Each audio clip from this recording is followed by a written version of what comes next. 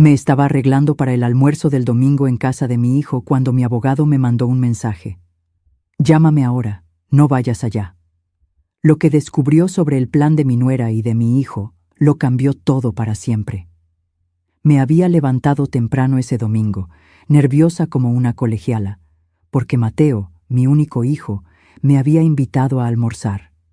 Hacía semanas que no pasábamos tiempo juntos, semanas en las que cada llamada mía terminaba con un «Te marco luego, mamá, estoy ocupado». Pero ese domingo era diferente. Él mismo había insistido. «Mamá, ven a casa, Sofía preparó tu lasaña favorita». Yo había sonreído al colgar.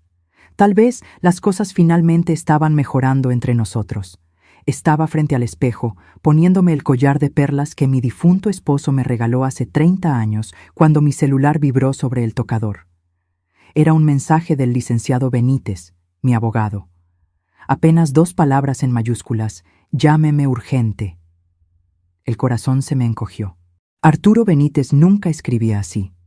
Era un hombre calmado, metódico, de esos que pesan cada palabra antes de pronunciarla. Lo conocía desde hacía 15 años, desde que me ayudó con el testamento de mi esposo.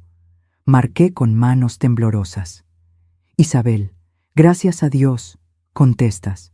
Su voz sonaba agitada, algo que nunca había escuchado en él.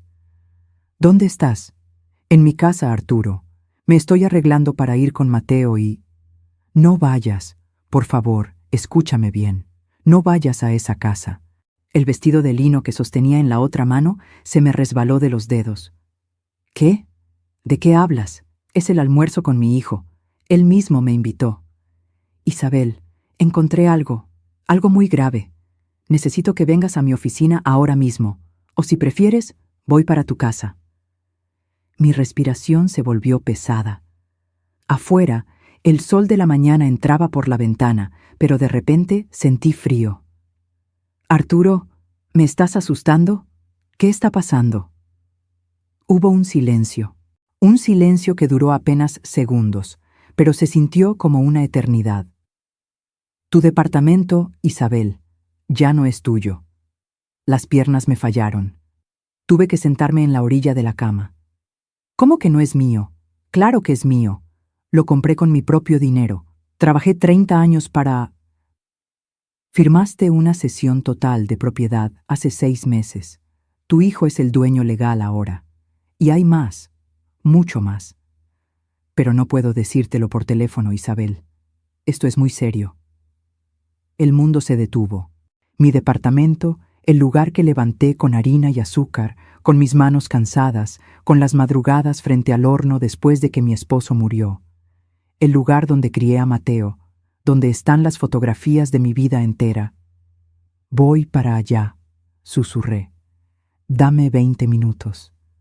Colgué. Me quedé sentada mirando el vestido de lino tirado en el suelo y entonces entendí algo que me heló la sangre. Aquel almuerzo no era una reconciliación, era una trampa. Si algo en esta historia te hace sentir un nudo en el pecho, quédate hasta el final, porque lo que descubrí esa tarde no solo me quitó mi hogar, me quitó la fe en mi propia sangre. Dale like, suscríbete y acompáñame en este relato, porque necesito que alguien más sepa lo que viví. Mientras manejaba hacia el despacho del licenciado Benítez, las lágrimas empezaron a nublarme la vista. Tuve que detenerme en un semáforo y respirar hondo, limpiándome los ojos con el dorso de la mano. La gente pasaba a mi lado, riendo, caminando tranquila, ajena a que mi mundo acababa de colapsar. ¿Cómo había llegado hasta aquí? Mi mente voló hacia atrás, hacia los días más oscuros de mi vida. Hace 12 años, cuando mi esposo Antonio murió de un infarto fulminante, me quedé sola con 50,000 pesos en el banco y una renta que vencía en 2 meses. Mateo acababa de entrar a la universidad. Tenía 20 años y toda una vida por delante. Yo tenía 56, ninguna pensión y un vacío en el pecho que parecía tragarse todo. Pero no me di el lujo de derrumbarme. Me encerré en la cocina de nuestra antigua casa rentada y saqué la vieja batidora KitchenAid que mi madre me había heredado. Esa batidora blanca, pesada como un ancla, que llevaba conmigo desde que era una niña. La limpié, engrasé el motor y horneé mi primer pastel de 3 leches. Lo vendí en el mercado local por 350 pesos. 350 pesos que se convirtieron en 700, luego en 2000, después en 5000. A la semana horneaba pasteles, galletas decoradas, mousses de chocolate, cheesecakes de guayaba, pan de muerto todo el año. Cada batido llevaba mi dolor, mi rabia, mi necesidad de sobrevivir. Trabajaba de 5 de la mañana a 11 de la noche. Mis manos estaban quemadas, mis ojos ardían bajo la luz amarilla del foco, pero no paraba. Mateo me veía trabajar y a veces me decía: «Mamá, descansa, ya es muy tarde». Yo le sonreía con la espátula en la mano y le contestaba: «Mi hijo, esto es para que tú tengas tu carrera, para que no te falte nada». 5 años después, abrí mi propia pastelería, un local pequeño en la colonia Polanco, con 3 empleadas que me ayudaban. Mis postres empezaron a venderse en restaurantes de lujo. Clientes importantes pagaban hasta 3,000 pesos por un solo pastel de boda. Mis manos, esas manos arrugadas y marcadas por quemaduras, estaban construyendo un futuro. Y entonces llegó el día más importante de mi vida. Tenía 64 años cuando firmé la escritura de este departamento. Mi hogar. Un hermoso inmueble de 3 recámaras en Coyoacán, con un balcón lleno de geranios donde podía ver los árboles. Costó 3,500,000 pesos. Lo pagué en efectivo. Cada billete representaba un amanecer frente al horno, un pedido entregado, un sí de algún cliente satisfecho. El notario me entregó las llaves y yo lloré como nunca había llorado. Llamé a Mateo esa tarde. Él ya se había graduado de ingeniero en sistemas, trabajaba en una empresa internacional, ganaba bien. Le dije: «Hijo, ya tenemos casa propia, ya nunca más vamos a depender de nadie». Él vino esa noche cargando una botella de champán. Brindamos en la sala vacía, sentados en el suelo porque aún no tenía muebles. Me abrazó fuerte y me dijo: «Mamá, eres la mujer más fuerte que conozco». Guardé esas palabras como un tesoro. Además del departamento, logré ahorrar 900,000 pesos. Los tenía en una cuenta de inversión a plazo fijo. Era mi colchón, mi seguridad, mi vejez digna. Pensaba dejarle todo a Mateo algún día, pero como herencia, no como limosna, como el fruto de una vida bien vivida, no como un botín arrebatado. Estacioné frente al edificio donde estaba la oficina del licenciado Benítez. Apagué el motor, me miré en el espejo retrovisor. Tenía los ojos hinchados, el maquillaje corrido, el cabello despeinado. Pero había algo más en mi reflejo. Había miedo. Miedo de confirmar que todo por lo que había luchado, todo lo que había construido con sudor y desvelos, me había sido arrebatado por las 2 personas en las que más confiaba en este mundo. Respiré profundo, tomé mi bolsa y bajé del auto. Porque si algo había aprendido en esta vida era esto: las batallas más duras no se pelean contra extraños, se pelean contra quienes creíste que jamás te traicionarían. El licenciado Benítez me recibió en su oficina con una expresión que nunca le había visto, preocupación mezclada con rabia contenida. Me sirvió un vaso con agua y esperó a que me sentara antes de abrir una carpeta azul repleta de documentos. Pero antes de llegar a eso, necesito contarles cómo empezó todo. Cómo una mujer que yo no conocía entró en nuestras vidas y, sin que me diera cuenta, comenzó a destruir todo desde adentro. Hace 3 años, Mateo llegó a mi casa un sábado por la tarde con una sonrisa que no le veía desde hacía tiempo. Traía de la mano a una mujer delgada, de cabello rubio y lacio, impecablemente vestida con un traje sastre color gris claro, tacones altísimos, bolsa de marca, perfume caro que inundó mi sala en cuanto entró. «Mamá, ella es Sofía», dijo mi hijo con esa voz emocionada de quien presenta algo importante. Es licenciada en finanzas, trabaja en una firma de consultoría de inversiones. Sofía me extendió la mano, no me abrazó, no me sonrió con calidez, solo una sonrisa educada, medida, fría. «Señora Isabel, qué gusto conocerla. Mateo me ha hablado mucho de usted». Me cayó bien al principio. O quizá me obligué a que me cayera bien porque veía a mi hijo feliz. Hacía años que no lo veía así. Desde que su última novia lo había dejado, Mateo se había vuelto más serio, más encerrado en su trabajo. Sofía parecía exitosa, inteligente, de esas mujeres que saben lo que quieren. Pensé, qué bueno que mi hijo encontró a alguien así, alguien que lo empuje a crecer.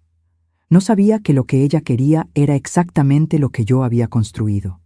Los primeros meses fueron normales. Venían a visitarme los domingos. Sofía siempre traía postres de alguna pastelería francesa carísima, esos que cuestan 200 pesos por rebanada. Yo le ofrecía mi panqué de elote casero, mis polvorones recién horneados, pero ella apenas probaba un pedacito y lo dejaba en el plato. «Es que estoy cuidando la línea, señora Isabel», decía con esa sonrisa que no llegaba a sus ojos. «Pero se ve delicioso». Y entonces empezaron los comentarios sutiles, envueltos en palabras amables, pero comentarios al fin. Un día, mientras tomábamos café en mi sala, Sofía miró alrededor y dijo: «Señora, este departamento tiene muchísimo potencial. Con una remodelación podría valer el doble. Esos muebles de madera oscura están lindos, pero si cambiara por algo más moderno, minimalista, imagínese el cambio». Yo sonreí incómoda. «Me gustan así. Cada mueble tiene su historia». «Claro, claro», respondió ella, tocándose el cabello perfectamente planchado. «Es solo que, bueno, a veces aferrarse al pasado nos impide crecer, ¿no cree?». Mateo no dijo nada, solo bebió su café en silencio. Otro domingo, mientras yo preparaba cochinita pibil en la cocina, Sofía entró y se apoyó en la barra. «Señora Isabel, ¿usted ya tiene un plan de retiro estructurado? Porque con su edad debería estar pensando en inversiones más seguras, en diversificar su patrimonio». «Tengo mis ahorros», respondí revolviendo la olla. «Y mi negocio todavía da para vivir bien». «Ah, sí, la pastelería», dijo ella con un tonito que no me gustó. «Es muy casero, pero dígame, ¿ha pensado qué pasará cuando ya no pueda trabajar? Cuando sus manos ya no respondan como antes». Sentí un nudo en la garganta, porque era una pregunta que yo misma me había hecho en las noches de insomnio. Pero escucharla de su boca, dicha así, tan fría, tan calculadora, me dolió. «Por eso ahorro», dije firmemente, «y por eso tengo este departamento. Es mi seguridad». Sofía asintió lentamente, como si estuviera tomando nota mental de algo. «Por supuesto, pero ¿sabe qué sería más inteligente poner ese departamento a nombre de Mateo desde ahora? Así cuando cuando llegue el momento, no habrá problemas legales ni impuestos que pagar. Todo quedaría en familia, protegido». Algo en mi interior se erizó, pero no dije nada. Mateo seguía sin intervenir. Al mes siguiente me anunciaron que se iban a casar. Yo organicé una pequeña reunión en mi casa para celebrar. Invité a mis amigas de la pastelería, a algunos vecinos, a la familia. Sofía llegó tarde con cara de fastidio y apenas probó la comida que había preparado con tanto cariño. «Es que no estoy acostumbrada a comida tan condimentada», me dijo en voz baja mientras Mateo hablaba con un primo. Tragué saliva y sonreí. La boda fue en un hotel de lujo que ellos pagaron. Yo no tuve voz ni voto en nada, ni en el menú, ni en la música, ni en la lista de invitados. Era su día, me recordó Sofía. Y yo como madre debía respetar sus decisiones. Me senté en esa boda sintiéndome como una invitada más, no como la madre del novio. Y después de la luna de miel en Asia, algo cambió definitivamente. Las visitas se volvieron cada vez más escasas. Mateo siempre estaba ocupado. Sofía siempre tenía junta, compromiso, cansancio. Cuando yo llamaba, él contestaba con monosílabos. Cuando yo proponía vernos, él posponía. Y cuando finalmente venían, Sofía dominaba toda la conversation, hablaba de sus logros, sus proyectos, sus inversiones. Miraba mi departamento como quien evalúa una propiedad para comprar y demoler. Una noche, sola en mi habitación, me pregunté si estaba exagerando, si eran cosas mías, si el problema era que no podía aceptar que mi hijo ya tenía su propia vida. Pero algo en mi corazón me decía que no, que había algo más oscuro creciendo detrás de esas sonrisas frías y esos comentarios disfrazados de consejos. Y tenía razón, pero cuando finalmente lo descubrí, Ya era demasiado tarde. El licenciado Benítez colocó el primer documento frente a mí. Era una escritura pública. Reconocí mi firma al final de la página. Mis manos empezaron a temblar. Antes de explicarte esto, dijo Arturo con voz grave, necesito que me cuentes exactamente cómo llegaste a firmar este papel. Cerré los ojos y volví a ese día. Hace 6 meses, un martes por la tarde. Mateo me había llamado esa mañana, algo inusual, porque casi nunca lo hacía entre semana. Mamá, ¿puedes venir a comer a la casa? Sofía y yo necesitamos hablar contigo de algo importante. El tono era serio. Mi corazón se aceleró. Pensé en enfermedades, en problemas, en malas noticias. Durante todo el camino hacia su departamento en Santa Fe, recé en silencio. Cuando llegué, Sofía me recibió con una sonrisa que parecía demasiado amplia, demasiado ensayada. Había preparado una mesa con pato confitado, ensalada de arúgula y vino tinto. Todo muy elegante, muy impersonal, nada que yo realmente disfrutara, pero comí en silencio, esperando a que me dijeran qué pasaba. Después del postre, Mateo y Sofía intercambiaron una mirada. Él se aclaró la garganta. Mamá, hemos estado pensando mucho en tu futuro, comenzó Mateo, en tu seguridad. ¿Mi seguridad?, repetí confundida. Sofía se inclinó hacia adelante, con esa expresión de preocupación que ahora sé que era completamente falsa. Señora Isabel, Mateo y yo hemos estado investigando. ¿Sabía usted que cuando una persona fallece y deja bienes inmuebles, los herederos tienen que pagar impuestos enormes? Estamos hablando de hasta el 35% del valor de la propiedad. Me quedé helada. 35%, susurré. Así es, continuó ella, sacando una carpeta con papeles impresos, gráficas, números resaltados en amarillo. Su departamento está evaluado en más de 3.5 millones de pesos. Eso significa que Mateo tendría que pagar más de 1 millón solo en impuestos sucesorios. Y si no los paga a tiempo, el gobierno puede embargar la propiedad. Mi hijo tomó mi mano, esa mano que yo había sostenido cuando aprendió a caminar, cuando tuvo su primera caída, cuando le rompieron el corazón por primera vez.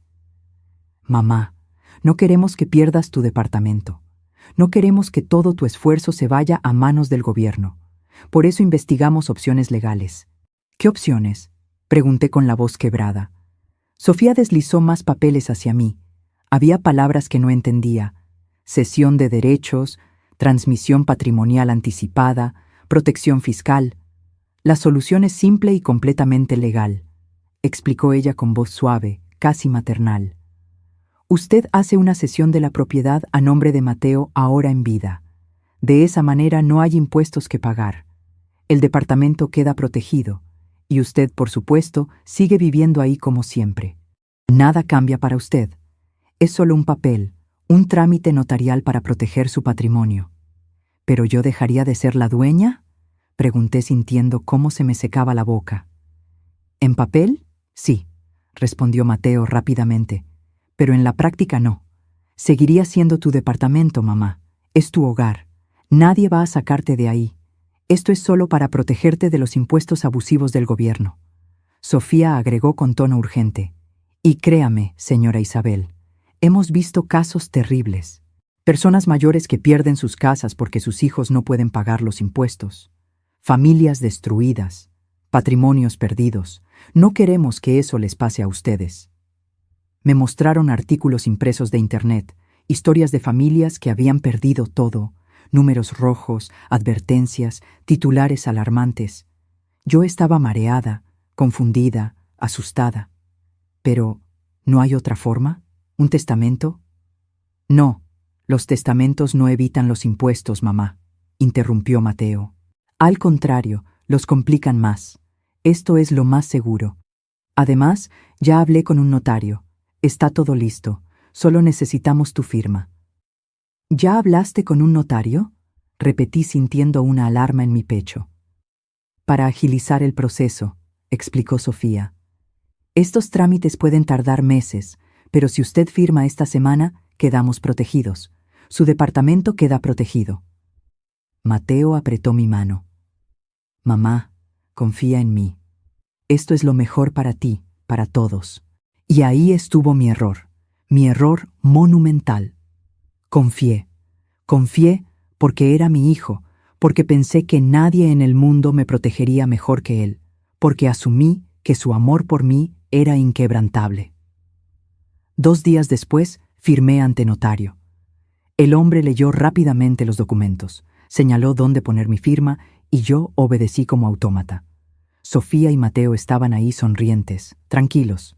El notario me dio una copia de los papeles y me dijo: «Felicidades, realizó un acto de gran amor y previsión». Salí de ahí sintiendo un vacío extraño en el estómago, pero me convencí de que había hecho lo correcto. Guardé los papeles en un cajón y traté de no pensar más en ello. Hasta ese domingo, hasta ese mensaje del licenciado Benítez. Abrí los ojos y lo miré. Él tenía la mandíbula tensa, los puños cerrados sobre el escritorio. «Isabel», dijo con voz ronca, «lo que firmaste no fue una protección. Fue una cesión total, absoluta e irrevocable de la propiedad. Tu departamento ya no te pertenece. Mateo es el único dueño legal, y si él quisiera venderlo, echarte, hipotecarlo, puede hacerlo sin tu consentimiento». Las palabras cayeron sobre mí como piedras, pero él me dijo, me prometió. «Te mintieron», sentenció Arturo. «Y hay más». Sacó otro documento, un estado de cuenta bancario. «Hace 3 meses, Mateo solicitó un préstamo hipotecario usando tu departamento como garantía. 2 millones de pesos. Ya lo tienen en su cuenta». El mundo dejó de girar. «¿Qué? Están endeudando tu propiedad, Isabel, y si no pagan, el banco se la queda, pero no es solo eso». Arturo sacó su teléfono. Me mostró capturas de pantalla de una conversación de WhatsApp. «Un contacto en el banco me pasó esto. Son mensajes entre Sofía y una amiga suya». Leí, y con cada palabra sentí cómo se me partía el alma. Ya casi nos libramos de la carga. La vieja firmó todo. Ahora solo falta sacarla del departamento y remodelar. Mateo dice que la mandemos a una residencia del gobierno. Total, ya cumplió su función. ¿Y si se resiste? No va a resistirse.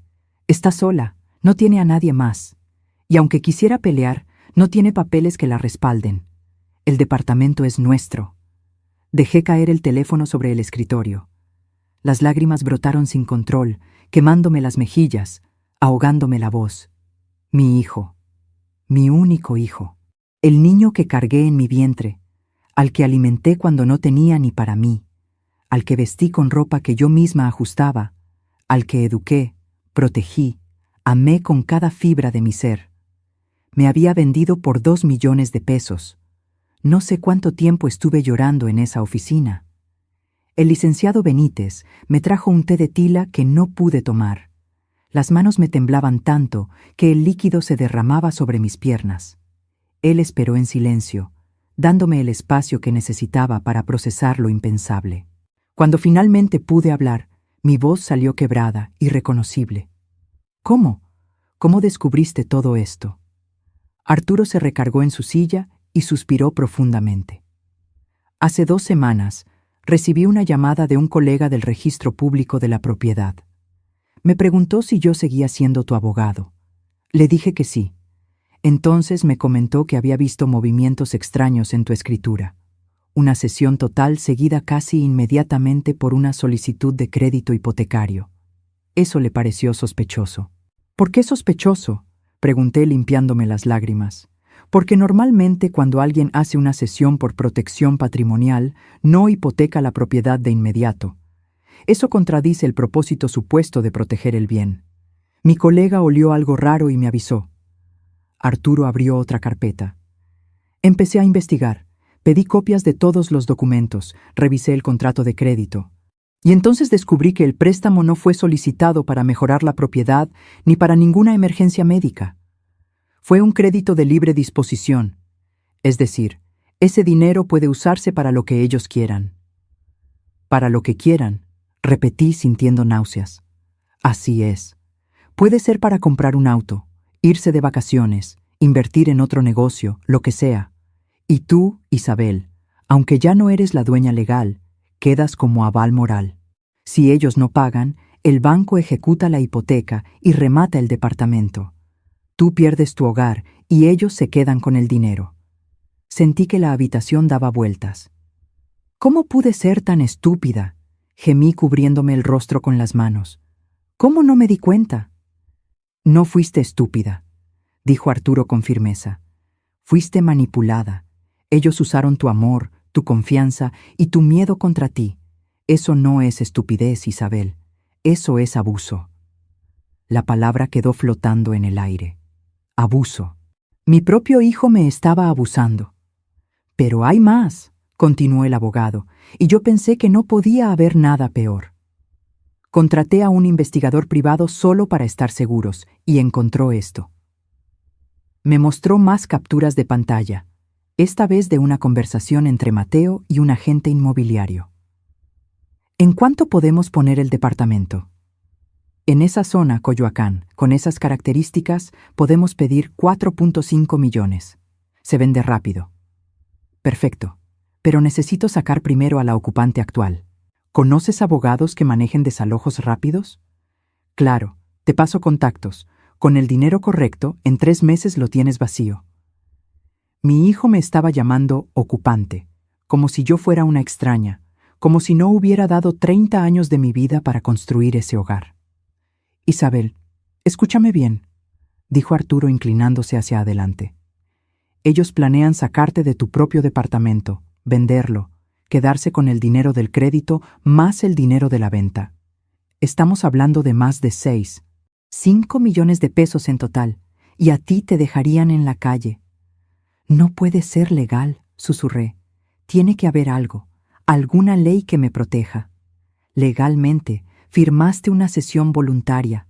Ante un juez, eso es válido.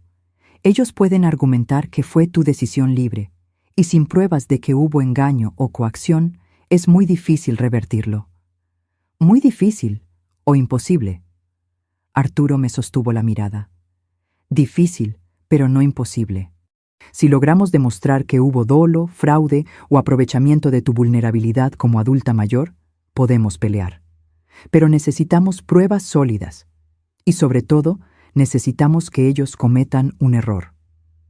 ¿Qué tipo de error?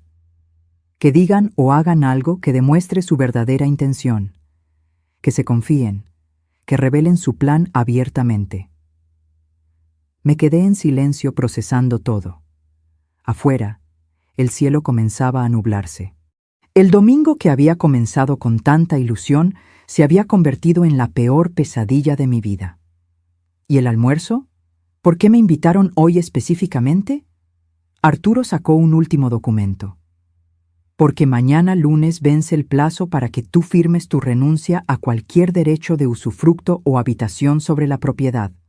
Es el último papel que necesitan para tener control absoluto. Si no lo firmas, pueden iniciar un proceso legal largo, pero si lo firmas, se acabó. Pueden sacarte legalmente en cualquier momento. Ahora todo tenía sentido. La invitación repentina después de semanas de silencio, la lasaña favorita, las sonrisas. Todo era parte de un plan para ablandarme, para que llegara confiada, feliz, desprevenida, y después del postre sacarían unos papelitos para que yo firmara sin leer, creyendo que eran fotos o recuerdos familiares. Pero tú me advertiste a tiempo, dije mirando a Arturo con gratitud infinita. Me salvaste de firmar eso. Por ahora, respondió él. Pero Isabel, ellos no se van a rendir. Cuando no aparezcas hoy, cuando no firmes mañana, van a presionarte, van a buscarte, van a intentar convencerte de todas las formas posibles. ¿Qué hago entonces? Pregunté sintiéndome pequeña, vulnerable, rota. Arturo juntó sus manos sobre el escritorio. Tienes 2 opciones. La primera, aceptar lo que pasó, negociar con ellos algún acuerdo donde te permitan vivir en el departamento hasta que mueras y rezar porque cumplan su palabra. La segunda, hizo una pausa.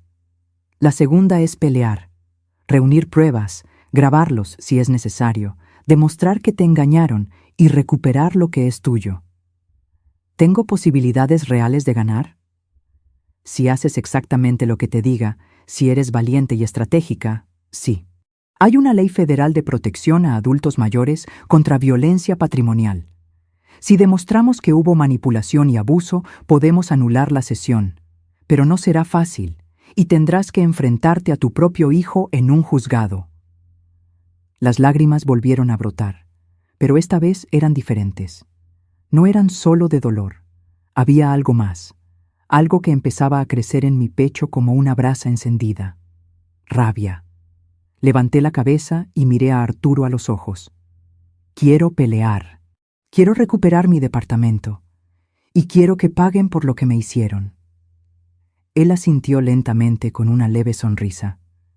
Entonces prepárate, Isabel, porque lo que viene no será bonito, pero te prometo que no estarás sola. Salí de esa oficina cuando ya era media tarde. Mi teléfono estaba lleno de llamadas perdidas de Mateo y mensajes de Sofía. «Mamá, ¿dónde estás? Ya es tarde». «¿Te pasó algo? Contesta, por favor. Estamos preocupados. El almuerzo se está enfriando». No respondí ninguno. Conduje de regreso a mi departamento que ya no era mío, y me senté en la sala a oscuras, mirando las fotografías en las paredes. Mateo de bebé, Mateo en su graduación, Mateo abrazándome el día que compré este lugar. ¿En qué momento ese niño se había convertido en un extraño capaz de traicionarme así? Y más importante, ¿en qué momento yo había olvidado que soy una mujer que no se rinde? Esa tarde, algo cambió dentro de mí. El dolor seguía ahí, pero ahora estaba acompañado de algo más fuerte: determinación. Pasé toda la noche despierta, sentada en mi cama, con la espalda contra la cabecera, mirando el techo mientras las horas se arrastraban con una lentitud insoportable. Mi teléfono no dejaba de sonar. Llamadas, mensajes, cada vibración era como un puñal en el estómago. A las 2 de la mañana, Mateo dejó un mensaje de voz. Su tono había cambiado. Ya no sonaba preocupado, sonaba molesto. «Mamá, esto es ridículo. No contestas el teléfono. Nos dejaste plantados. Nos hiciste quedar mal. Al menos ten la decencia de explicarnos qué pasó. Llámame mañana temprano». Borré el mensaje sin terminar de escucharlo. El lunes en la mañana, el licenciado Benítez me llamó. «Isabel, ¿cómo amaneciste?» «No dormí», respondí con voz rasposa. «Lo imaginé. Escucha, tengo un plan, pero necesito que confíes en mí y que hagas exactamente lo que te voy a pedir. Dime». «Quiero que vayas a ese almuerzo». Me senté en la cama de golpe. «¿Qué? ¿Estás loco? No pienso...» «Escúchame», interrumpió con calma. «Necesitamos pruebas. Necesitamos que ellos revelen sus intenciones. Y la mejor forma de conseguirlo es que tú vayas, finjas que no sabes nada y los dejes hablar. Lleva tu celular grabando en el bolso.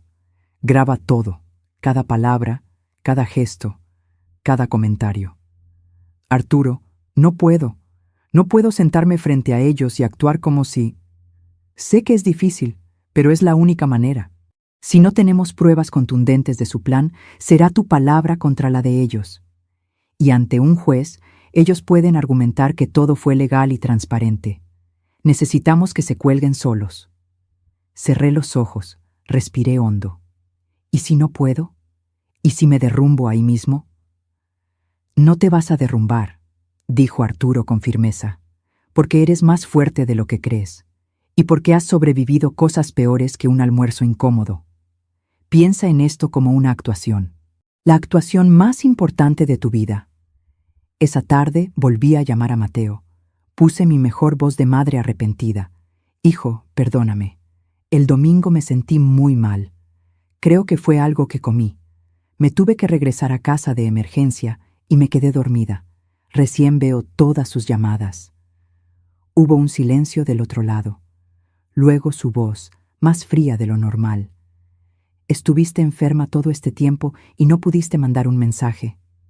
Perdón, mi amor, no quise preocuparlos. ¿Podemos almorzar hoy? Déjame compensarlos». Escuché a Sofía hablar de fondo. Luego Mateo respondió: «Hoy no podemos, pero mañana sí. ¿Te parece a las 2? Perfecto, ahí estaré». Colgué y me quedé mirando el teléfono en mi mano. El licenciado Benítez me había dado instrucciones precisas. Activar la grabadora de voz, ponerla en mi bolso, dejarlo cerca durante toda la comida. El martes llegó demasiado rápido. Me vestí con un suéter color beige y unos pantalones oscuros. Nada elegante. No quería que pensaran que era una ocasión especial para mí. Tomé mi bolso de piel café. Verifiqué 3 veces que la grabadora estuviera activa y conduje hacia Santa Fe con el estómago hecho nudo. Cuando llegué al edificio lujoso donde vivían, el portero me saludó con una sonrisa. Yo asentí sin decir palabra. Subí en el elevador hasta el piso 15. Cada segundo se sentía eterno. Toqué el timbre. Sofía abrió la puerta. Llevaba un vestido azul marino ajustado y el cabello recogido en un moño perfecto. Me miró de arriba a abajo antes de sonreír. Señora Isabel, qué bueno que ya se siente mejor. Pase. Entré. El departamento olía a perfume caro y velas aromáticas de sándalo. Todo estaba impecablemente ordenado, ni una mota de polvo, ni un objeto fuera de lugar. Era un espacio frío, sin alma, como un showroom de revista. Mateo salió de la cocina secándose las manos con un trapo. Me dio un beso en la mejilla, pero fue mecánico, sin calidez. «Hola, mamá. Siéntate. Ya casi está lista la comida». Me senté en el comedor de cristal. Coloqué mi bolso en la silla vacía junto a mí, asegurándome de que el micrófono quedara expuesto. Sofía sirvió vino. Yo apenas lo toqué. Mateo trajo los platos, un risotto con trufa. Nada que ver con la lasaña que supuestamente habían preparado el domingo. Comimos en silencio durante los primeros minutos. Yo sentía sus miradas sobre mí, evaluándome, midiendo cada uno de mis movimientos. Finalmente, Sofía rompió el silencio.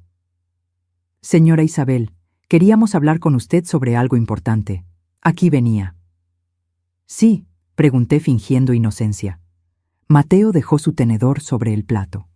«Mamá, Sofía y yo hemos estado pensando. Ahora que el departamento está a mi nombre, sería bueno que hiciéramos algunos ajustes». «¿Ajustes?», repetí. Sofía sonrió, pero no llegó a sus ojos. «Lo que Mateo quiere decir es que ese departamento tiene mucho potencial desaprovechado. Con una buena remodelación podría convertirse en una excelente inversión. Incluso podríamos rentarlo y generar ingresos pasivos». Sentí cómo se me encogía el estómago, pero mantuve el rostro neutral. ¿Rentar mi departamento? «Bueno, técnicamente ya no es su departamento, señora Isabel», dijo Sofía con voz suave, casi maternal. «Es de Mateo. Y él tiene derecho a tomar decisiones sobre su propiedad, ¿no cree?» Mi hijo no dijo nada, solo miraba su plato. «Además», continuó Sofía, «usted vive sola en un departamento de 3 recámaras. Eso no es práctico a su edad. El mantenimiento es caro. ¿No sería mejor que se mudara a un lugar más adecuado?» «¿Adecuado?», pregunté sintiendo cómo la rabia empezaba a trepar por mi garganta. «Un lugar más pequeño, más manejable», explicó ella como si le hablara a una niña. «Hay residencias muy bonitas para adultos mayores, con enfermeras, actividades, gente de su edad. Estaría más cómoda». «¿Me estás diciendo que me vaya de mi casa?». Las palabras salieron más duras de lo que pretendía. Mateo finalmente levantó la vista. «Mamá, no lo veas así. Es por tu bien. Ya no estás en edad de vivir sola. ¿Qué pasa si te caes? ¿Si te enfermas? Necesitas estar en un lugar donde te cuiden». «Yo me cuido sola», respondí apretando los puños bajo la mesa. «He vivido sola 12 años y nunca he necesitado que nadie...» «Pero las cosas cambian, señora Isabel», interrumpió Sofía. «Usted ya tiene 68 años. Hay que ser realistas. Y francamente, mantener ese departamento es un gasto innecesario cuando Mateo y yo podríamos estar invirtiendo ese dinero en nuestro futuro, en el futuro de nuestra familia». Esa última frase quedó flotando en el aire como veneno. «¿Su familia?», repetí lentamente. «¿Y yo qué soy?». Sofía parpadeó, dándose cuenta de su error, pero lo cubrió rápidamente. Por supuesto que usted es familia, señora, pero tiene que entender que Mateo y yo estamos construyendo nuestra propia vida, y ese departamento representa un capital que necesitamos. Capital, repetí sintiendo como las lágrimas comenzaban a picar en mis ojos. Mi casa es capital para ustedes. Mateo suspiró con impaciencia. Mamá, no te pongas dramática. Estamos tratando de resolver esto de la mejor manera. Mira, ya investigamos. Hay un asilo del gobierno que acepta inscripciones sin costo. Es público, pero está decente. 3 comidas al día, médico de planta. ¿Un asilo del gobierno? Las palabras salieron como un gemido ahogado. En ese momento, el celular de Sofía sonó. Ella lo tomó y se levantó de la mesa. Discúlpenme, es importante. Tengo que contestar. Salió hacia el balcón, cerrando la puerta de cristal detrás de ella, pero no completamente. Quedó entreabierta. Mateo y yo nos quedamos solos. Él no me miraba. Jugaba con el tenedor, moviendo el arroz de un lado a otro del plato. ¿Así de fácil?, le pregunté con voz temblorosa. ¿Así de fácil te deshaces de mí? No es eso, mamá. Es solo que... ¿Qué es, Mateo? ¿Qué es? Él levantó la voz por primera vez. Que necesito ese dinero. ¿Está bien? Sofía y yo tenemos planes. Queremos comprar un terreno en Valle de Bravo, construir una casa propia. Pero no podemos hacerlo si todo tu patrimonio está atascado en ese departamento viejo que ni siquiera usas completo. Me quedé sin aire. Ese departamento viejo es lo que construí para ti, susurré. Cada ladrillo, cada ventana, cada metro cuadrado fue pensando en dejarte algo, en que tuvieras un respaldo. Y te lo agradezco, mamá, pero ya no soy un niño. Tengo 32 años y necesito tomar mis propias decisiones. Desde el balcón, escuché la voz de Sofía hablando por teléfono. Hablaba lo suficientemente alto como para que sus palabras llegaran hasta la sala. Sí, ya casi nos libramos de la carga. La vamos a mandar a un asilo de gobierno, imagínate.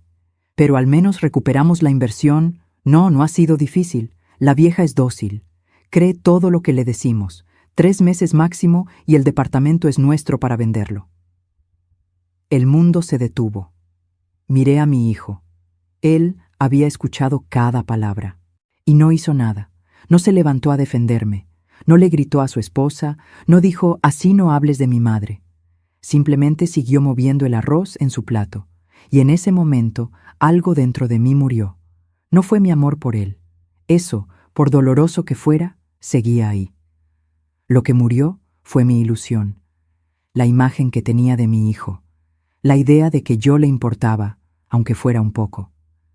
Me levanté de la silla lentamente, tomé mi bolso.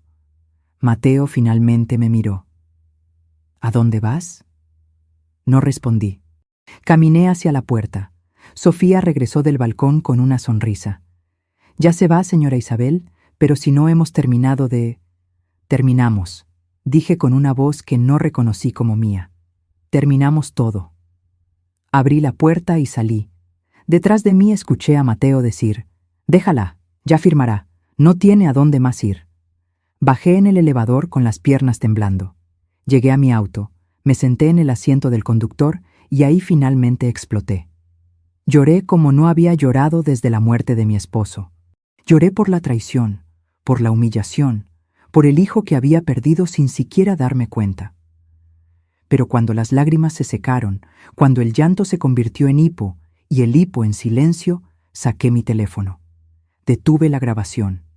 2 horas y 18 minutos de audio. Cada palabra, cada plan, cada insulto disfrazado de preocupación. Le mandé el archivo al licenciado Benítez con un solo mensaje.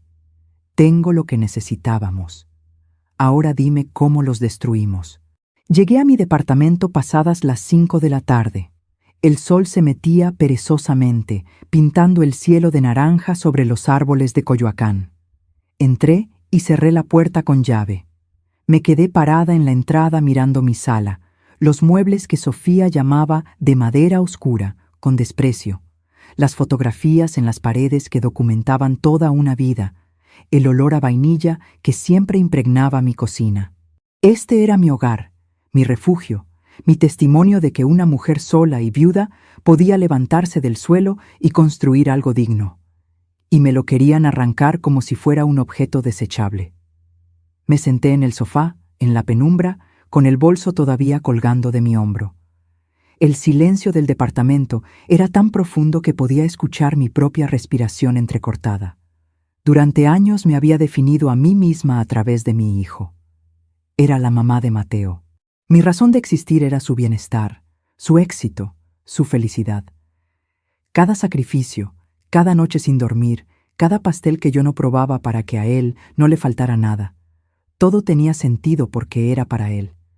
Pero, ¿quién era yo sin ese papel? ¿Quién era Isabel cuando ya no era solamente madre? La respuesta llegó como un susurro desde lo más profundo de mi ser.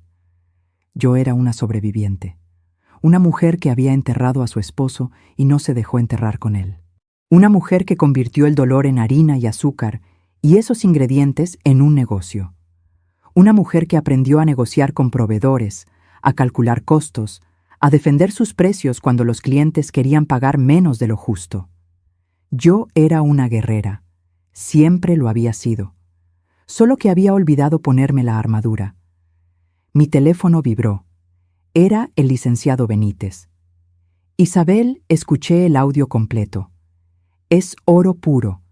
Esto es suficiente para demostrar fraude, manipulación y violencia patrimonial. ¿Estás lista para la guerra?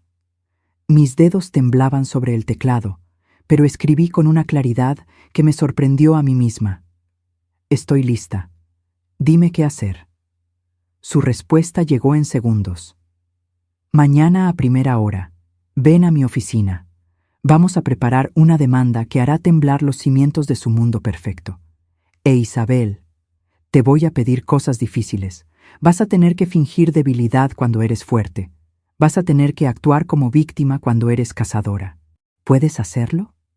Sonreí en la oscuridad. Una sonrisa amarga, pero sonrisa al fin. Puedo hacer lo que sea necesario. Esa noche algo extraño me sucedió. Después de tanto llanto, tanto dolor, tanta humillación. Dormí profundamente. Dormí como no lo había hecho en meses. Y soñé. Soñé con mi madre. Ella había muerto cuando yo tenía apenas 25 años, pero en el sueño estaba ahí, de pie junto a su horno, con esa expresión seria y determinada que yo recordaba también. Mi hija, me dijo sin levantar la vista de la masa que amasaba. ¿Te acuerdas de lo que te enseñé? ¿Qué cosa, mamá? Que las mujeres como nosotras no nos quebramos, nos expandimos.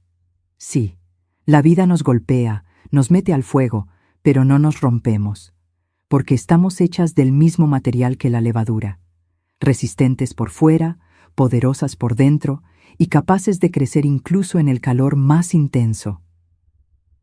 Desperté con las mejillas mojadas, pero esta vez no de tristeza. Era algo distinto, algo que se sentía como despedida y bienvenida al mismo tiempo. Me levanté, me di una ducha larga y me vestí con cuidado. Pantalón negro, blusa blanca, mi chal de lana gris. Me recogí el cabello en un chongo bajo. Me vi en el espejo y por primera vez en semanas no vi a una víctima. Vi a una mujer lista para pelear. A las 9 de la mañana estaba en la oficina del licenciado Benítez. Él ya tenía todo preparado. Carpetas, documentos, computadora encendida con el audio transcrito palabra por palabra. «Buenos días, Isabel», me saludó estudiando mi rostro. «Te ves diferente». «Me siento diferente», respondí sentándome frente a su escritorio. «Dime qué tengo que hacer». Arturo juntó sus manos y se inclinó hacia adelante. «Lo primero es entender contra qué nos enfrentamos. Ellos tienen la ley de su lado en papel. Tú firmaste voluntariamente. Pero nosotros tenemos algo más poderoso, la verdad y las pruebas de que esa firma fue obtenida mediante engaño. ¿Qué leyes nos protegen? La ley de los derechos de las personas adultas mayores, específicamente el artículo que penaliza la violencia patrimonial. También podemos invocar fraude procesal y abuso de confianza. Pero esto no será rápido, Isabel. Puede tomar meses. No me importa el tiempo, dije con firmeza. Me importa ganar. Bien. Entonces esto es lo que vamos a hacer. Arturo desplegó un plan detallado. Primero, presentaremos una demanda de nulidad de la cesión de propiedad basada en dolo y error sustancial. Adjuntaremos el audio como prueba principal, más un peritaje psicológico que demostrara que había sido manipulada emocionalmente. Segundo, solicitaremos una medida cautelar para congelar cualquier transacción sobre la propiedad mientras dure el juicio. Eso evitará que Mateo venda el departamento antes de que se resuelva el caso. Tercero, presentaremos una denuncia penal por fraude y violencia patrimonial contra adultos mayores, que es un delito federal con penas de hasta 8 años de prisión. ¿Prisión?, repetí sintiendo un escalofrío. Si se comprueba el delito, sí. Pero Isabel, tengo que preguntártelo directamente. ¿Estás dispuesta a que tu hijo enfrente consecuencias penales? La pregunta quedó suspendida en el aire como una guillotina. Cerré los ojos. Vi al niño de 5 años que lloraba cuando se caía, al adolescente que me abrazaba cuando yo lloraba por su padre, al joven que me había dicho, «Eres la mujer más fuerte que conozco». Pero también vi al hombre que me llamó ocupante, que permitió que su esposa me llamara carga y vieja, que planeaba encerrarme en un asilo del gobierno para quedarse con mi patrimonio. Abrí los ojos. Estoy dispuesta a lo que sea necesario para recuperar mi dignidad. Arturo asintió lentamente. Entonces, hay algo más que debes saber. Para que este plan funcione, necesitamos que ellos se sientan confiados, que crean que ganaron. Quiero que los llames, que te hagas la derrotada y que les digas que estás dispuesta a negociar. ¿Negociar? Finge que aceptas irte del departamento a cambio de una pequeña mensualidad. Diles que solo quieres mantener la paz, que no quieres problemas. Mientras más seguros se sientan, más errores cometerán. Y nosotros estaremos documentando todo. ¿Quieres que me humille más? Quiero que juegues al ajedrez, Isabel. A veces, para dar jaque mate, tienes que sacrificar piezas primero. ¿Confías en mí? Lo miré fijamente. Este hombre me había avisado a tiempo. Me había creído cuando todo el mundo habría pensado que era una vieja paranoica. Me estaba ofreciendo sus años de experiencia y su red de contactos sin pedir nada a cambio más que justicia. Confío en ti. Perfecto. Entonces, llámalo ahora, con altavoz. Quiero escuchar. Saqué mi teléfono con manos temblorosas. Marqué el número de Mateo. Sonó 3 veces antes de que contestara. ¿Mamá? Su voz sonaba sorprendida. Hijo, dije poniendo en mi voz todo el cansancio que realmente sentía. Necesito hablar contigo de lo de ayer. Ah, sí. Mira, creo que te fuiste muy dramática. Nosotros solo... Tienes razón, lo interrumpí. Tienes razón, Mateo. Me puse dramática. Estoy vieja, estoy cansada y tal vez tienen razón. Tal vez sí necesito un lugar más pequeño, más manejable. Hubo un silencio del otro lado. Luego, ¿en serio? En serio. Pero quiero pedirte algo. No me mandes a un asilo del gobierno, por favor. Déjame buscar un departamento chico que pueda rentar y dame una ayuda mensual para los gastos.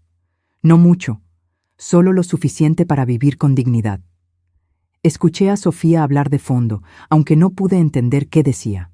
Luego Mateo respondió, ¿cuánto necesitarías? Unos 7,000 pesos al mes para renta, comida, gastos básicos. Está bien, dijo él demasiado rápido, demasiado aliviado. Podemos hacer eso, pero necesito que firmes los papeles que te iba a dar ayer, los de renuncia al usufructo. ¿Cuándo podemos vernos? Dame unos días para procesar todo esto, para despedirme del departamento. El viernes. El viernes, perfecto. Te mando la dirección del notario. Y mamá, gracias por ser razonable. Colgué antes de que me viera vomitar de asco. El licenciado Benítez tenía una sonrisa satisfecha. Perfecto. Acabas de darles la soga con la que se van a ahorcar. El viernes, cuando lleguen al notario, los estaremos esperando, con una orden judicial y 2 policías ministeriales. 2 policías. Por si intentan algo, La violencia patrimonial contra adultos mayores es delito grave, y con ese audio tenemos causa probable para detención. Aún me recosté en la silla exhausta, pero extrañamente en paz. Arturo, ¿de verdad crees que podemos ganar? Él me sostuvo la mirada con una intensidad que no había visto antes. Isabel, no solo vamos a ganar, vamos a hacer que se arrepientan cada día de haber subestimado a una mujer que horneó su libertad con sus propias manos. Y así comenzó mi transformación de víctima a cazadora. Porque el mayor error que cometen los depredadores es creer que la presa no tiene garras. Los días entre ese miércoles y el viernes fueron los más largos de mi vida. Cada minuto se estiraba como chicle, pesado y denso. Pero el licenciado Benítez me había dado instrucciones muy claras: actuar normal, no levantar sospechas y, sobre todo, seguir grabando cada interacción con Mateo y Sofía. El jueves por la tarde, Sofía me llamó. Su voz sonaba dulce, casi maternal, el tipo de dulzura que usan las serpientes antes de morder. «Señora Isabel, ¿cómo está?» Mateo me contó de su conversación. Quiero que sepa que tomó una decisión muy sabia. Apreté el teléfono contra mi oreja con la grabadora activada. Gracias, Sofía. Supongo que tienen razón. Ya no tengo edad para mantener un departamento tan grande. Exactamente. Y mire, quiero que sepa que nosotros no somos malas personas. Los 7,000 pesos mensuales están garantizados. Es lo justo, ¿no? Usted nos da el departamento, nosotros cuidamos de usted. ¿Nos da el departamento? Como si fuera un intercambio justo, como si 30 años de mi vida valieran 7,000 pesos al mes. Sí, es justo. Mentí sintiendo como la bilis me subía por la garganta. Perfecto. Entonces mañana a las 11 en el notario. Ya está todo preparado. Solo tiene que firmar y listo. Todos contentos. Ah, ¿y señora Isabel? ¿Sí? No es necesario que lleve abogado ni nada de eso. Es un trámite sencillo entre familia, ¿verdad? La confianza es lo más importante. Sonreí amargamente. Claro, Sofía, entre familia. Cuando colgué, le mandé el audio al licenciado Benítez con un mensaje. Ya están celebrando. Su respuesta fue inmediata. Déjalos que se emborrachen de confianza. Mañana será su peor despertar. Esa noche no dormí. No por angustia, sino por anticipación. Era como la víspera de una gran entrega de pasteles de boda, pero en lugar de esperar elogios, esperaba justicia. Me levanté a las 5 de la mañana. Me bañé con calma, dejando que el agua caliente relajara mis músculos tensos. Me vestí con mi mejor conjunto, un traje sastre color azul marino que había comprado para la graduación de Mateo, pero nunca usé. Me maquillé ligeramente. Me puse los aretes de perlas que Antonio me regaló en nuestro 20º aniversario. Me miré al espejo y vi a una mujer que no reconocía del todo. Seguía siendo yo, pero había algo diferente en mis ojos, algo duro, algo que brillaba con determinación.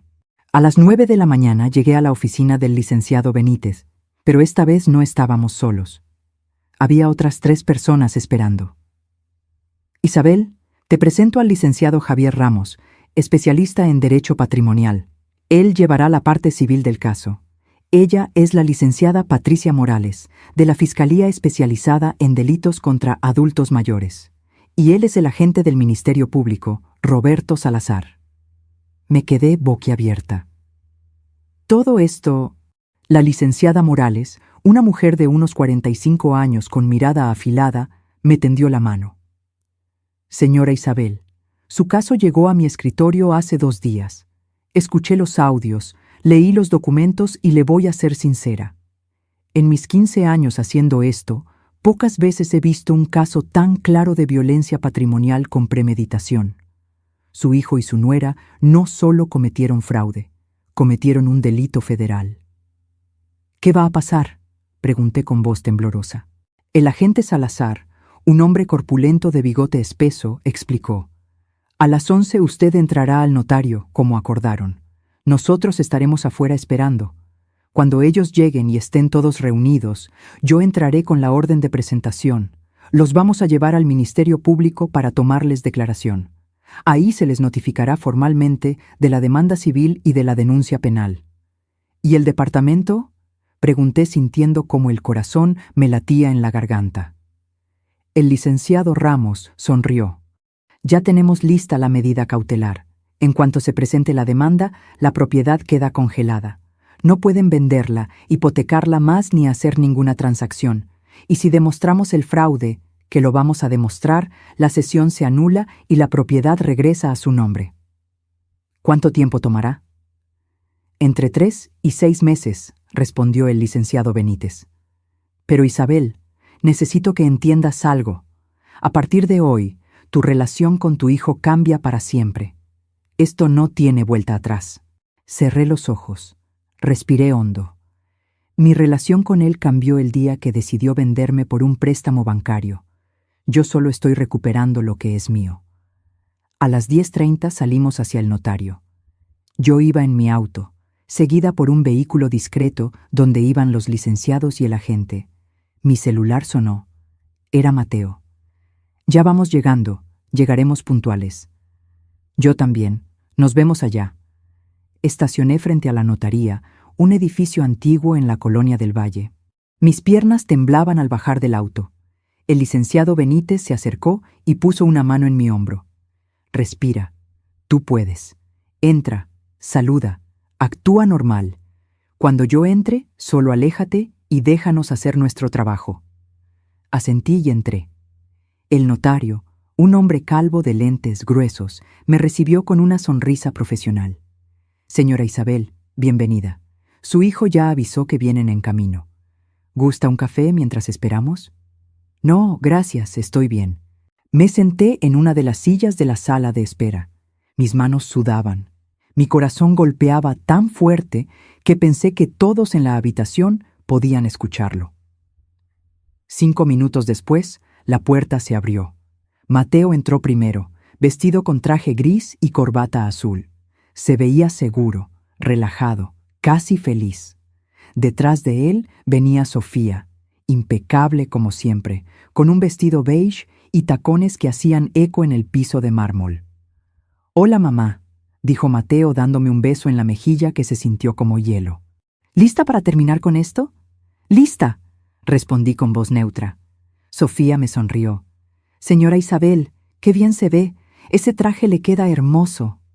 «Hipócrita», pensé, pero sonreí. «Gracias, hija». Nos hicieron pasar a la oficina del notario. Él ya tenía los documentos extendidos sobre su escritorio de caoba. Papeles y más papeles con sellos, firmas, párrafos en letra pequeña.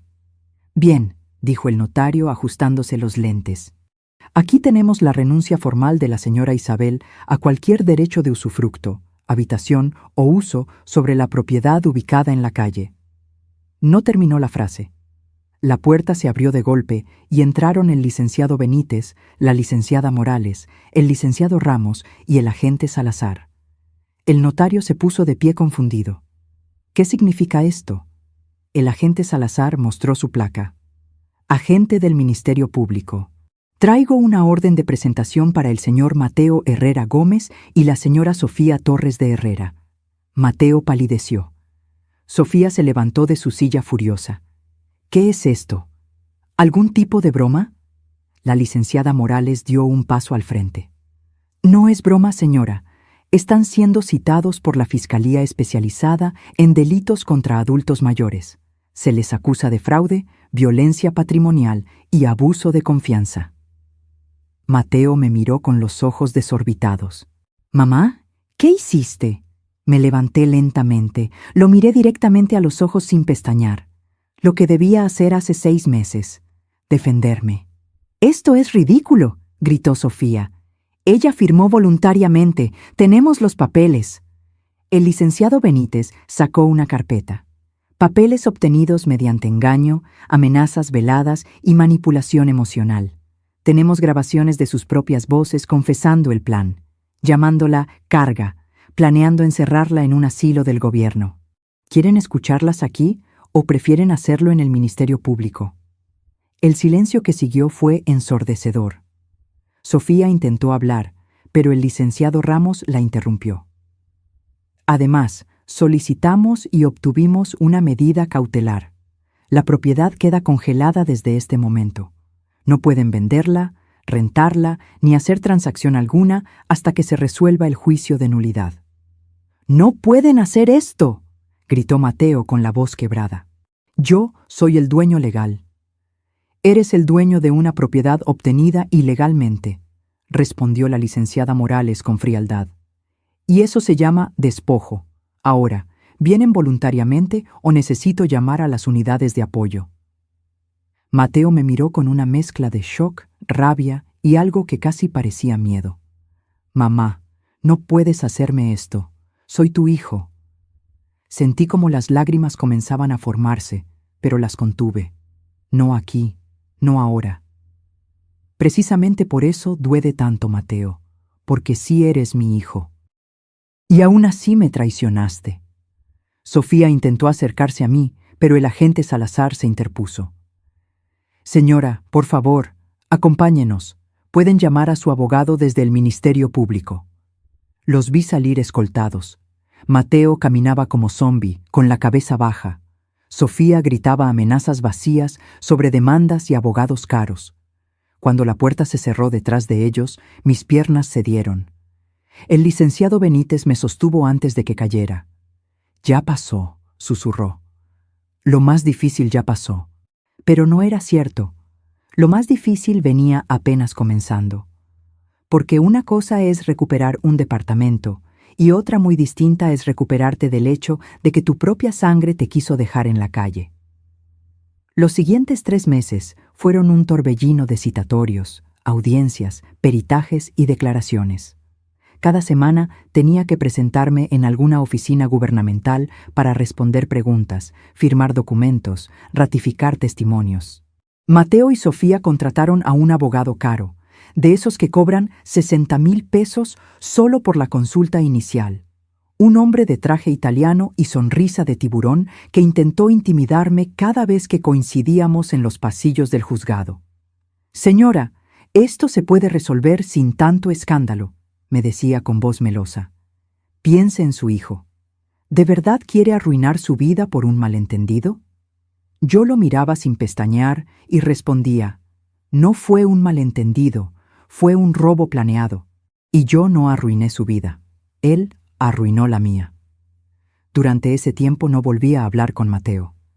Él intentó llamarme 2 veces. Dejó mensajes de voz que nunca escuché completos. Después, supongo que su abogado le aconsejó no contactarme directamente. Sofía, en cambio, me mandó un mensaje a las 3 de la mañana un martes. Un solo mensaje lleno de insultos, amenazas y palabras que nunca pensé leer escritas con tanto veneno. Lo guardé como prueba y se lo entregué a la licenciada Morales. Perfecto, dijo ella con una sonrisa satisfecha. Intimidación a testigo. Esto le suma más cargos. Mi pastelería siguió funcionando, pero yo ya no era la misma. Mis empleadas notaban el cambio, me preguntaban si estaba bien. Yo sonreía y asentía, pero por dentro sentía como si cargara piedras en el pecho. Las noches eran lo peor. Me despertaba a las 3 de la mañana empapada en sudor, con pesadillas donde Mateo era un niño otra vez y yo lo perdía en un mercado. Soñaba que lo buscaba gritando su nombre, pero él nunca volteaba. Una tarde, mi amiga Clara, con quien había trabajado durante años en la pastelería, me preparó un té de tila y se sentó frente a mí. Isabel, ¿de verdad vas a llegar hasta el final con esto? ¿Tú qué harías?, le pregunté cansada. No lo sé, pero sé que ese muchacho es tu único hijo, y que cuando todo esto termine, ganes o pierdas, ya nada será igual entre ustedes. Ya nada es igual, Clara. Eso murió el día que decidió verme como una carga, en lugar de como su madre. Ella suspiró y tomó mi mano. Solo te pido que no pierdas de vista quién eres, porque he visto muchas veces cómo la rabia nos convierte en aquello que odiamos. Sus palabras me quedaron dando vueltas durante días. Finalmente llegó el día de la audiencia definitiva. el día donde el juez escucharía todos los argumentos, revisaría todas las pruebas y dictaría sentencia sobre la nulidad de la sesión. Era un miércoles de abril. El cielo estaba gris, amenazando lluvia. Me levanté a las 6 de la mañana, me vestí con un traje azul marino y me recogí el cabello en un chongo impecable. Quería verme digna, quería que el juez viera a una mujer seria, no a una víctima desesperada. El licenciado Benítez pasó por mí a las 8. ¿Lista?, preguntó estudiando mi rostro. Lo más lista que puedo estar para ver a mi hijo sentarse en el banquillo de los acusados. El juzgado estaba en el centro de la ciudad, un edificio antiguo con techos altos y pasillos que olían a papel viejo y desinfectante. Subimos al tercer piso, donde estaba la sala de audiencias. Mateo y Sofía ya estaban ahí, sentados con su abogado. Él llevaba traje negro, corbata gris y lucía demacrado. Había perdido peso, tenía ojeras profundas. Sofía, en cambio, mantenía su compostura de hielo con un vestido gris perla y el cabello perfectamente liso. Cuando entré, Mateo levantó la vista. Nuestros ojos se encontraron por un segundo que se sintió eterno.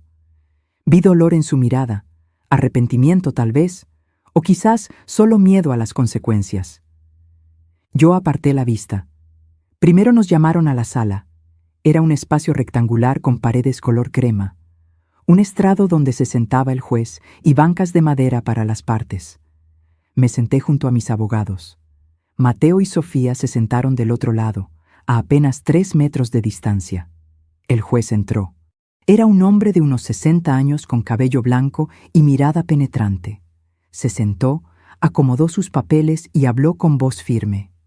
Estamos aquí para resolver la demanda de nulidad de cesión de propiedad interpuesta por la señora Isabel Gómez de Herrera contra su hijo Mateo Herrera Gómez y su nuera Sofía Torres de Herrera. También atenderemos la denuncia penal por violencia patrimonial contra adultos mayores. Procederemos con la presentación de pruebas. El licenciado Ramos se puso de pie y comenzó a exponer el caso. Habló durante 20 minutos, explicando cronológicamente cómo me habían engañado, cómo usaron mi miedo a perder mi patrimonio para manipularme, cómo solicitaron el préstamo hipotecario sin mi conocimiento. Luego vino el momento más duro: reproducir los audios. La voz de Sofía llenó la sala. Ya casi nos libramos de la carga. La vamos a mandar a un asilo de gobierno, imagínate. Pero al menos recuperamos la inversión. Vi cómo Mateo cerraba los ojos, apretando los puños sobre sus piernas. Después, el audio de su conversación con el agente inmobiliario. Necesito sacar primero a la ocupante actual. El abogado defensor intentó objetar, argumentando que los audios habían sido obtenidos sin consentimiento, pero la licenciada Morales respondió con calma. Los audios fueron grabados por la propia víctima durante conversaciones en las que ella estaba presente. Es completamente legal bajo la Ley de Protección de Datos Personales cuando se trata de documentar un delito. El juez asintió y permitió que continuaran. Luego fue mi turno de declarar. Me puse de pie con las piernas temblando. Caminé hasta el estrado, puse mi mano sobre la Biblia y juré decir la verdad. El licenciado Ramos me hizo preguntas básicas primero. Mi nombre, mi edad, mi ocupación, cómo había adquirido la propiedad. Señora Isabel, ¿puede describir con sus propias palabras qué le dijeron su hijo y su nuera cuando le pidieron que firmara la cesión? Respiré hondo. Me dijeron que era para protegerme, que si yo moría, Mateo tendría que pagar más de 1 millón de pesos en impuestos. Me dijeron que era solo un trámite en papel, que yo seguiría viviendo en mi departamento como siempre. Me lo juraron. ¿Y usted les creyó? Sí, porque era mi hijo, porque pensé que él jamás me haría daño. ¿Cuándo se dio cuenta de que la habían engañado? Las lágrimas comenzaron a rodar por mis mejillas, pero mi voz se mantuvo firme. Cuando mi abogado me llamó para decirme que ya no era dueña de nada, que habían hipotecado mi departamento y que planeaban sacarme para venderlo. ¿Cómo se sintió en ese momento? Miré directamente a Mateo. Él tenía la cabeza baja, evitando mi mirada. Sentí que me moría. Sentí que 30 años de trabajo, de sacrificio, de amor incondicional, no habían significado nada para él. Sentí que mi único hijo me había vendido por dinero. El silencio en la sala era absoluto. Luego fue el turno del abogado defensor de interrogarme. Se puso de pie con expresión severa. Señora Isabel, ¿es cierto que usted firmó los documentos voluntariamente frente a un notario? Firmé lo que mi hijo me pidió que firmara, confiando en él. ¿Leyó los documentos antes de firmar? El notario los leyó rápidamente. Yo confié en que mi hijo no me mentiría. Señora, usted es una mujer de 68 años, dueña de un negocio exitoso. ¿Me está diciendo que no tiene la capacidad de leer un documento legal antes de firmarlo? Sentí la rabia trepar por mi garganta. Tengo la capacidad.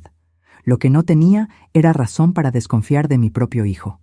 ¿No es cierto que usted está haciendo todo este teatro porque se arrepintió de su decisión?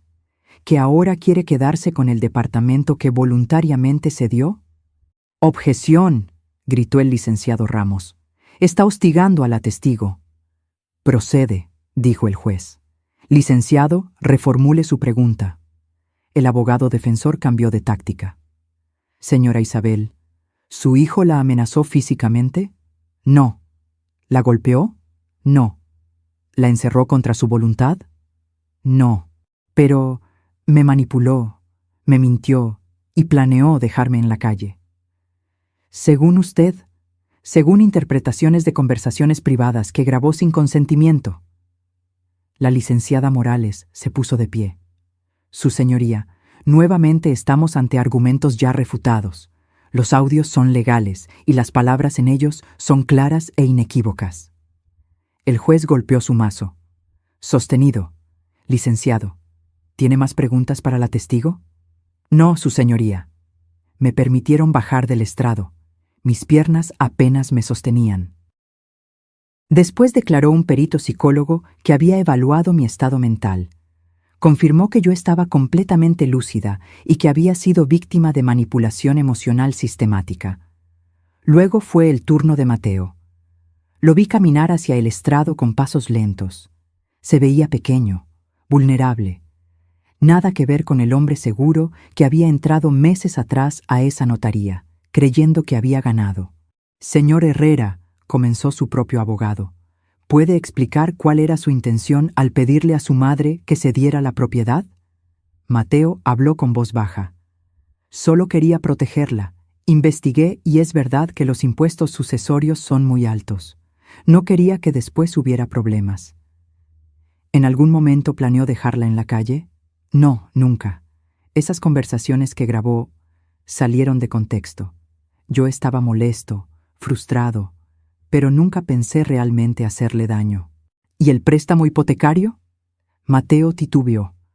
«Lo necesitábamos para un proyecto de inversión. Iba a generarnos ingresos y después le iba a regresar el departamento a mi mamá».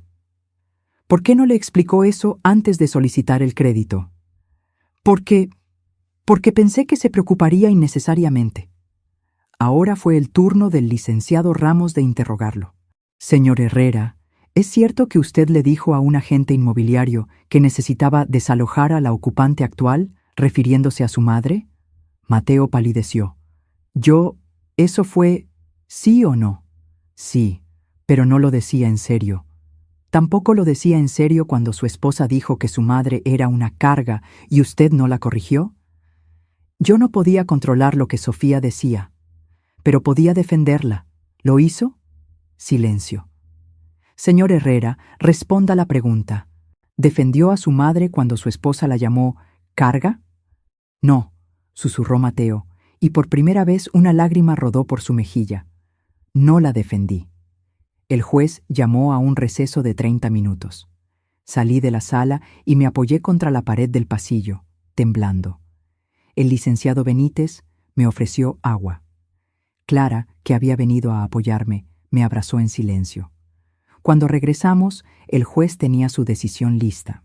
Después de revisar exhaustivamente las pruebas presentadas, especialmente los audios y testimonios, este juzgado determina lo siguiente. Mi corazón latía tan fuerte que apenas podía escuchar. Primero, se declara nula la cesión de propiedad realizada por la señora Isabel Gómez de Herrera a favor de su hijo Mateo Herrera Gómez, por haberse realizado bajo engaño, manipulación y error sustancial inducido dolosamente. Segundo, la propiedad ubicada en la calle Allende número 24, Colonia Coyoacán, se restituye inmediatamente a nombre de su legítima propietaria, la señora Isabel Gómez de Herrera. Tercero, el préstamo hipotecario obtenido fraudulentamente queda como responsabilidad exclusiva del señor Mateo Herrera Gómez y la señora Sofía Torres de Herrera, quienes deberán liquidarlo sin que la propiedad ni la señora Isabel tengan responsabilidad alguna. Cuarto, se condena al señor Mateo Herrera Gómez y a la señora Sofía Torres de Herrera al pago de 700,000 pesos por concepto de daño moral y gastos legales a favor de la señora Isabel Gómez de Herrera. Quinto, se turna el expediente a la Fiscalía para determinar si procede proceso penal por los delitos de fraude y violencia patrimonial contra adultos mayores. El mazo cayó. Se levanta la sesión. El mundo pareció detenerse. Mateo tenía la cabeza entre las manos. Sofía miraba al frente con los ojos llenos de lágrimas de rabia. Yo me quedé inmóvil, procesando que había ganado. Había recuperado mi departamento, mi dignidad, mi vida. Pero al mirar a mi hijo derrumbado en esa silla, con los hombros caídos y la derrota escrita en cada línea de su rostro, me di cuenta de algo devastador. Había ganado la batalla, pero había perdido a mi hijo para siempre. Los días después de la sentencia fueron extraños, silenciosos, como despertar después de una tormenta y no reconocer el paisaje que dejó atrás. Volví a mi departamento legalmente mío otra vez, y recorrí cada habitación como si fuera la primera vez. Toqué las paredes, me senté en mi sofá, abrí el balcón y respiré el aire con olor a geranios. Todo estaba igual, pero yo ya no era la misma mujer que había salido de aquí meses atrás. El licenciado Benítez me ayudó con todos los trámites para registrar nuevamente la propiedad a mi nombre. El banco, después de una negociación tensa, aceptó que Mateo y Sofía eran los únicos responsables del préstamo hipotecario. Mi departamento quedó libre de gravámenes. Los 700,000 pesos de la indemnización llegaron a mi cuenta 3 semanas después. Era una suma considerable, pero se sentía vacía, como si ninguna cantidad de dinero pudiera compensar lo que realmente había perdido. Una tarde de mayo, mientras decoraba un pastel en mi pastelería, sonó mi teléfono. Era un número desconocido. Dudé antes de contestar. ¿Mamá? La voz de Mateo me atravesó como un cuchillo. No respondí de inmediato. Solo escuché su respiración entrecortada del otro lado. Mamá, sé que no tengo derecho a llamarte. Sé que lo arruiné todo. Pero necesito que sepas algo. Cerré los ojos, apretando el teléfono contra mi oreja. Sofía y yo nos estamos divorciando, continuó con voz quebrada. Ella me dejó cuando perdimos el juicio. Dijo que yo era un inútil, que había echado a perder el mejor plan que teníamos, que yo era débil por no haber sido más duro contigo. Sentí un nudo en la garganta, pero no hablé. Y tenía razón, mamá. Era débil, pero no de la forma que ella pensaba. Era débil porque la dejé controlarme, porque permití que me convenciera de que tú eras una carga, porque olvidé quién eres realmente. Las lágrimas comenzaron a rodar por mis mejillas en silencio. Perdí mi trabajo, continuó. La empresa se enteró del juicio y me despidieron. Dicen que soy un riesgo reputacional. Estoy viviendo en un departamento chico que renté con lo poco que me quedó, y todos los días me despierto pensando en cómo pude traicionarte así. Mateo, finalmente hablé con voz ronca. No, déjame terminar, por favor. Necesito decirte esto, aunque después nunca más quieras saber de mí. Mamá, pasé 32 años de mi vida viéndote levantarte cada día antes del amanecer. Te vi hornear hasta que te quemabas las manos. Te vi llorar por mi papá y aún así seguir adelante. Te vi construir un negocio de la nada. Y en lugar de honrar ese legado, en lugar de protegerte como tú me protegiste toda mi vida, Te apuñalé por la espalda. Su voz se quebró completamente. No espero que me perdones. No merezco tu perdón.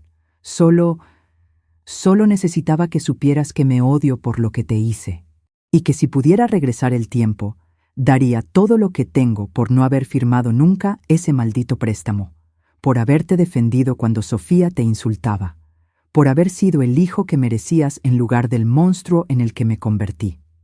El silencio que siguió fue denso, cargado de años de amor, dolor, traición y arrepentimiento.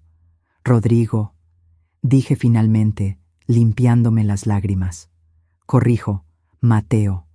Mateo, dije finalmente, limpiándome las lágrimas. Te voy a decir algo que necesitas escuchar, y después de esto, depende de ti qué decides hacer con tu vida. Dime. El perdón no es algo que se da porque alguien lo pide. Se da cuando la persona ofendida está lista para soltar el peso del rencor, y yo todavía no estoy lista. Escuché cómo sollozaba del otro lado. Lo que me hiciste fue imperdonable. Me quitaste la paz, me quitaste la confianza, me hiciste dudar de mi propio juicio.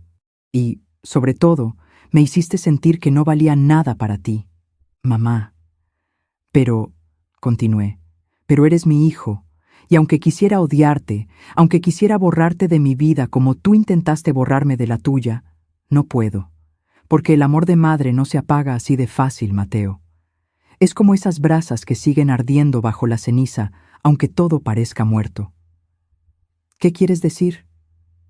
Que no voy a fingir que nada pasó, que no vamos a volver a ser lo que éramos, porque eso ya no existe, pero tampoco voy a cerrarte la puerta para siempre. ¿Me estás dando una oportunidad? Te estoy diciendo que el perdón se gana, Mateo. No con palabras, no con lágrimas, se gana con acciones, con tiempo, con que me demuestres que entendiste la lección, que creciste, que te convertiste en un hombre de verdad, no en el títere de una mujer manipuladora. ¿Cómo? ¿Cómo te lo demuestro? Eso lo tienes que descubrir tú solo, pero te voy a dar un consejo. Empieza por reconstruirte a ti mismo. Consigue trabajo, paga tus deudas, aprende a vivir con las consecuencias de tus decisiones y, sobre todo, aprende a mirarte al espejo sin sentir asco. Hubo una larga pausa. ¿Y si lo logro? ¿Si de verdad cambio? ¿Habrá espacio para mí en tu vida otra vez? Tal vez, respondí honestamente. O tal vez no. Eso dependerá de muchas cosas. Pero por ahora, lo que necesito es espacio, distancia, tiempo para sanar lo que ustedes rompieron. Lo entiendo, dijo con voz pequeña. Y mamá, aunque no sirva de mucho, te amo. Siempre te he amado. Simplemente perdí de vista lo que realmente importaba. Yo también te amo, Mateo. Por eso duele tanto. Colgué antes de derrumbarme completamente. Los meses siguieron su curso. El verano llegó con su calor sofocante. Mi pastelería empezó a recibir más pedidos. Un hotel de lujo en el centro me hizo un pedido de 100 cheesecakes individuales. El trabajo me mantenía ocupada, y eso era bueno. No tenía tiempo para hundirme en el dolor. Una tarde de agosto, Clara entró a la cocina con una expresión seria. Isabel, hay una mujer afuera que quiere hablar contigo. Dice que se llama Angélica y que su historia es parecida a la tuya. Salí y encontré a una señora de unos 70 años, con el rostro surcado de arrugas y los ojos llenos de tristeza. Señora Isabel, mi nombre es Angélica Ruiz. Vi su caso en las noticias. Y yo estoy pasando por algo similar con mi hija y mi yerno. Me están presionando para que les firme mi departamento. Dicen que es por protección, pero después de ver lo que le pasó a usted, tengo miedo. La hice pasar. Le preparé un café y escuché su historia. Era casi idéntica a la mía. Las mismas palabras, las mismas promesas, la misma manipulación disfrazada de amor. ¿Qué puedo hacer?, me preguntó con voz temblorosa. No quiero perder mi hogar, pero tampoco quiero perder a mi hija. Le di el contacto del licenciado Benítez. Le expliqué los pasos que debía seguir, y le dije algo que ella necesitaba escuchar. Angélica, proteger tu patrimonio no es una traición a tus hijos, es un acto de amor propio, y si ellos realmente te aman, lo entenderán. Ella se fue con una chispa de esperanza en los ojos. Esa noche no pude dormir. Pensé en cuántas mujeres como Angélica y como yo había en México, cuántas madres siendo manipuladas, cuántos hijos aprovechándose de la confianza ciega de quienes les dieron la vida. A la mañana siguiente llamé al licenciado Benítez.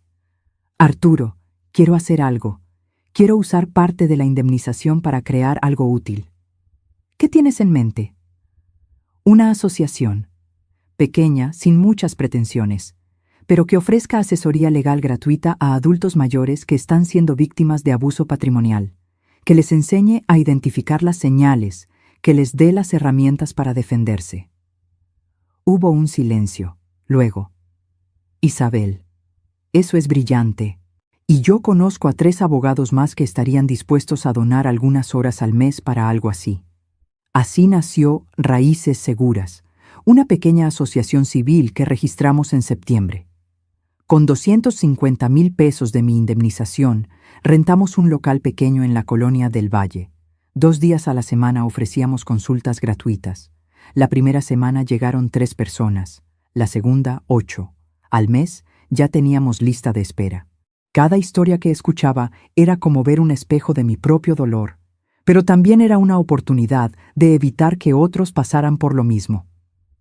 Además de la asesoría legal, empecé a dar talleres de repostería gratuitos los sábados, no solo para enseñar el oficio, sino para crear una comunidad, un espacio donde mujeres mayores pudieran sentirse valoradas, útiles, vivas. Una de mis alumnas, doña Carmela, de 73 años, me dijo algo que nunca olvidaré. Señora Isabel, yo vengo aquí no solo por los pasteles. Vengo porque después de que mis hijos me abandonaron en un asilo, pensé que mi vida había terminado. Pero usted me enseñó que todavía hay dulzura que crear. Todavía hay propósito. En noviembre, 6 meses después de la sentencia, recibí una carta certificada. Era de Mateo. Con manos temblorosas la abrí. Mamá, no espero respuesta a esta carta. Solo quiero que sepas que conseguí trabajo en una empresa de software. Es un puesto modesto, muy por debajo de lo que ganaba antes, pero es honesto. Estoy pagando poco a poco el préstamo que arruinó todo. Me va a tomar años liquidarlo, pero lo voy a hacer. También empecé terapia psicológica. El terapeuta me ha ayudado a entender cómo permití que Sofía me manipulara. Cómo confundí el amor con la obsesión por aparentar éxito. Cómo traicioné los valores que tú me inculcaste. Cada semana deposito 1,000 pesos en una cuenta de ahorro. No sé para qué exactamente. Tal vez algún día pueda devolverte, aunque sea una mínima parte de lo que me diste toda tu vida. O tal vez solo es mi forma de recordarme que las cosas valiosas se construyen con paciencia, no se roban. Vi en internet lo de tu asociación. Leí sobre los talleres de repostería y me llené de orgullo. Porque a pesar de todo el daño que te causé, tú seguiste siendo quien siempre has sido. Una mujer que convierte el dolor en algo hermoso. No te estoy pidiendo perdón otra vez. Solo quiero que sepas que estoy tratando de ser mejor. Día a día, paso a paso. Y si algún día, cuando sientas que tu corazón está listo, quisieras tomar un café conmigo, estaré esperando. Con amor y vergüenza eterna, tu hijo, Mateo. Doblé la carta lentamente. Las lágrimas rodaban por mis mejillas, pero esta vez no eran solo de dolor. Había algo más, algo que se sentía parecido a la esperanza. No le respondí de inmediato, pero guardé la carta en el cajón de mi tocador, junto a las fotografías viejas y el collar de perlas de Antonio, porque el perdón, como le había dicho a Mateo, no llega en un día. Llega en pequeñas dosis, en momentos inesperados, en la decisión consciente de soltar 1 gramo de rencor cada vez que el peso se vuelve insoportable. Hoy, 1 año después de aquella sentencia, sigo viviendo en mi departamento. Sigo horneando, sigo dando talleres, sigo ayudando a personas que necesitan recuperar su dignidad. Mateo y yo hemos tomado café 3 veces. Conversaciones incómodas al principio, donde él habla de su trabajo y yo de mi asociación. Donde evitamos mencionar a Sofía o el juicio. donde construimos con torpeza algo nuevo sobre las ruinas de lo que fuimos. No sé si algún día volveremos a tener la relación que teníamos. Probablemente no, pero tal vez podamos construir algo diferente, algo más honesto, algo basado en respeto mutuo y no en dependencia ciega, porque aprendí algo fundamental en este proceso doloroso. El amor verdadero no es ciego. El amor verdadero te permite ver claramente y aún así elegir quedarte, pero también te permite ver con claridad cuándo es momento de protegerte. El respeto no es opcional, no se negocia, no se mendiga, y tu dignidad no está a la venta, no importa quién sea el comprador. Me siento en mi balcón esta tarde, con una taza de café entre las manos, mirando los geranios que pintan de rojo la tarde, el mismo cielo que veía cuando estaba rota, el mismo cielo que me vio levantarme, y pienso en todas las mujeres que están pasando ahora mismo por lo que yo pasé, que sienten que están solas, que creen que no tienen poder. Y quiero decirles esto desde el fondo de mi alma. Nunca eres demasiado vieja para defender lo que es tuyo. Nunca es demasiado tarde para recuperar tu dignidad.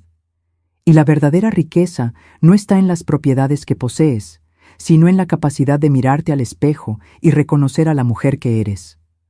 Una mujer que se levanta, que pelea, que sobrevive, y que a pesar de todo, sigue siendo capaz de amar, pero ahora con los ojos bien abiertos. Fin. Si esta historia tocó algo dentro de ti, si conoces a alguien que está viviendo una situación similar, o si simplemente quieres recordar que nunca es tarde para recuperar tu poder, déjame un comentario contándome de dónde nos estás viendo.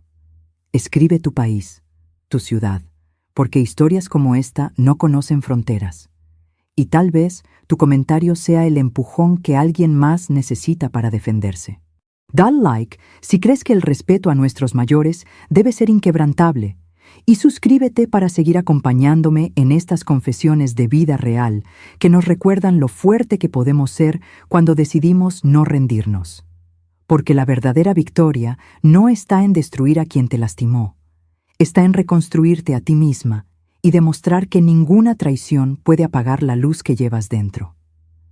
Gracias por quedarte hasta el final. Hasta la próxima historia.